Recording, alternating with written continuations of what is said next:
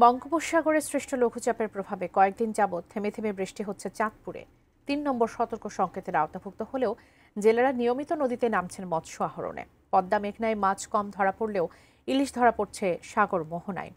বড় স্টেশন ইলিশ অবতরণ কেন্দ্র থেকে বিস্তারিত জানাতে সরাসরি যুক্ত হচ্ছেন প্রতিনিধি বিল্লাল ঢালি। কয়েকদিন যাবৎ চাঁদপুরে কিন্তু এই বঙ্গোপসাগরের যে নিম্নচাপ সৃষ্টি হয়েছে তার কারণে থেমে থেমে বৃষ্টি হচ্ছে। ইতিমধ্যে কিন্তু এই বৃষ্টির পানিতে জলাবদ্ধতা সৃষ্টি হয়ে অধিকাংশ ফসলি জমি যেগুলি ছিল এগুলি পানির নিচে তলিয়ে গেছে। যদিও এই সময়টাতে চাঁদপুরের ফসল কিছুটা কম হয়, কারণ কৃষক যারা আছেন তারা জানেন পূর্ব থেকে এই সময়টাতে এই জলাবদ্ধতার সৃষ্টি হয়। এই ছাড়াও নদীর পানি কিছুটা বৃদ্ধি পেয়েছে, যদিও বিপদসীমার নিচে আছে।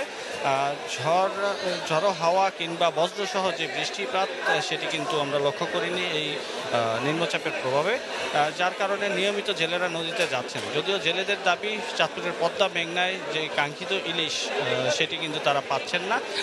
আমি এখন বর্তমানে অবস্থান করছি চাঁদপুর ইলিশ অবতরণ কেন্দ্র। এটি দক্ষিণাঞ্চলের সবচেয়ে বড় ইলিশের আড়ত বলা যায়।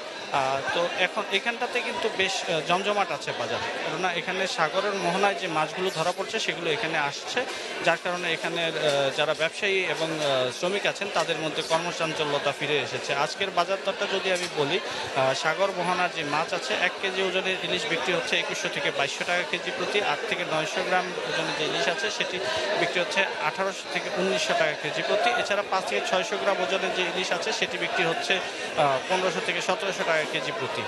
এছাড়াও চাঁদপুরের পদ্মা মেঘনার যে ইলিশ, সেই ইলিশ সাগর মোহনার ইলিশের চাইতে কেজি প্রতি 200 টাকা বেশি দামে বিক্রি হচ্ছে এখানটাতে। তো আমি ব্যবসায়ীদের সাথে কথা বলেছিলাম, তারা বলছেন যে ইলিশের মৌসুম শুরু হয়েছে, নদীতে যে ইলিশের প্রাপ্যতা বৃদ্ধির জন্য যে পরিবেশ সেটি মাত্র শুরু হয়েছে। হয়তো সহসায় ইলিশ আরও ঝাঁকে ঝাঁকে ধরা পড়বে জেলেদের দামে, এবং যখন ইলিশের যোগান বাড়বে তখন এই দাম আরও কিছুটা কমে আসবে।